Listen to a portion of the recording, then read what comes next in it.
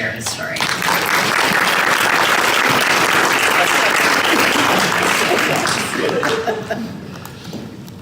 Hi, everyone.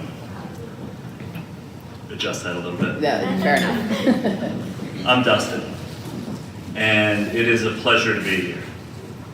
For those of you who don't know me, that's okay. We can be strangers.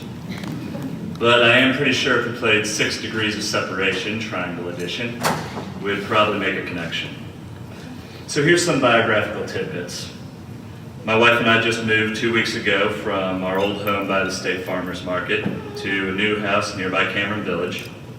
The place needs some work, but being walkable to Rise Donuts is definitely worth it.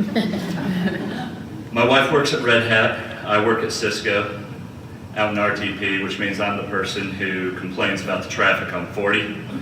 I've probably even cut you off once or twice. Kidding, probably. As far as the school allegiance things goes, my wife went to Chapel Hill, my brother-in-law went to State, and my boss went to Duke. So unfortunately, I love all the teams, except ECU, because it's ECU. So I'm using broad brush strokes, but what I'm trying to say is that I love living in this community. It's home to me, and with any luck, I'll be able to watch my family grow here. I say luck because I don't know what else to call the events that have shaped my life to this point.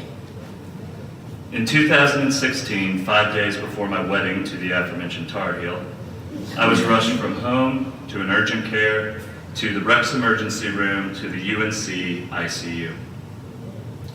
In less than 36 hours, I went from feeling completely healthy to being unable to walk or even sit up. I was diagnosed with acute promyolecitic leukemia, APL.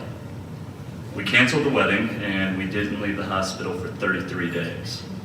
After stabilizing, I received over 80 infusions of chemotherapy and racked up medical bills of nearly $900,000.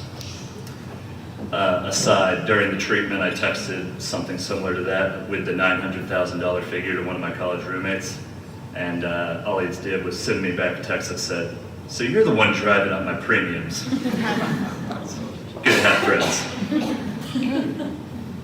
Here's the crazy thing about my chemotherapy. The key drug was arsenic trioxide. Now, arsenic is usually the nuclear option for rats and insects, and in people it triggers cardiac arrest. Arsenic is poison, and it's crazy to me that people figured this out, to use poison to fight cancer. I remember sitting in my chair looking up at the bag of chemicals feeding a port surgically implanted next to the chambers of my heart, and my head was swimming with the whole thing. I was thinking about how mysteriously vulnerable these bodies are. And, the doctors have no idea what causes my kind of cancer. They just say random chromosomal mutation. I was also thinking about how wildly ingenious our science has gotten. But mostly I was thinking about how lucky I was to be part of this community, to be connected to these people at this time and in this place. And here's what I mean by that. I wrote about my experience with APL and I posted it online. A woman named Amy happened to read it.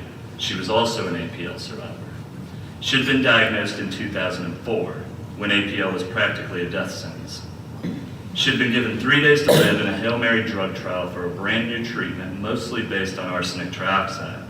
So with nothing to lose, she began 2 years of treatment that involved hundreds of arsenic infusions, 3 heart attacks, but finally, remission. Amy's story opened my eyes to a bigger picture. Why was that drug trial available to Amy? Abridged version, when I was born, 1985, APL was a killer, nearly 100% fatal. China started messing with arsenic in the mid-'80s, and their scientists boasted a 30% remission rate in their trials by the early 90s. American scientists then took notice, and organizations like the Leukemia and Lymphoma Society supported additional research that evolved to the clinical trials around arsenic trioxide. And by 2004, the drug trials were there for Amy. By 2017, the APL remission rates were over 90%, and I am lucky enough to be included in that number.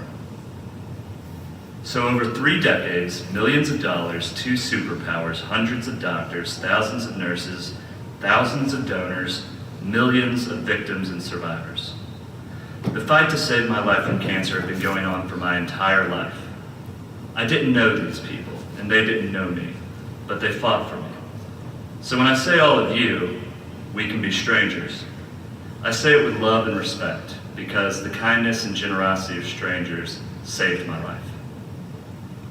My wish is that we'd all be such good strangers, because feeling part of a community isn't built on faith in the people you know. It's built on your faith in the people you don't know.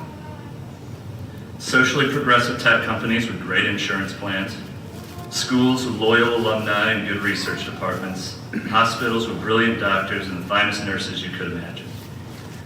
How much you believe in your community is how much you're willing to believe in strangers. Personally, I believe in this community. This one that is the triangle, and this one that's fighting blood cancer. They made me a cancer survivor and a cancer fighter. I owe it for more than I can explain. My son is 6 months old. He was born prematurely at Wake Med and spent 31 days in the NICU, just 2 days short of his old man's record. I remember looking at his 4-pound body and thinking, this might be the tiniest little cancer survivor in the world. For those of you who have a personal connection to blood cancers, you know what this disease is, and it's an honor to be in the fight with you. For those of you who are strangers to blood cancer, well, you might not have known you were in it before, but it's an honor to be in the fight with you too.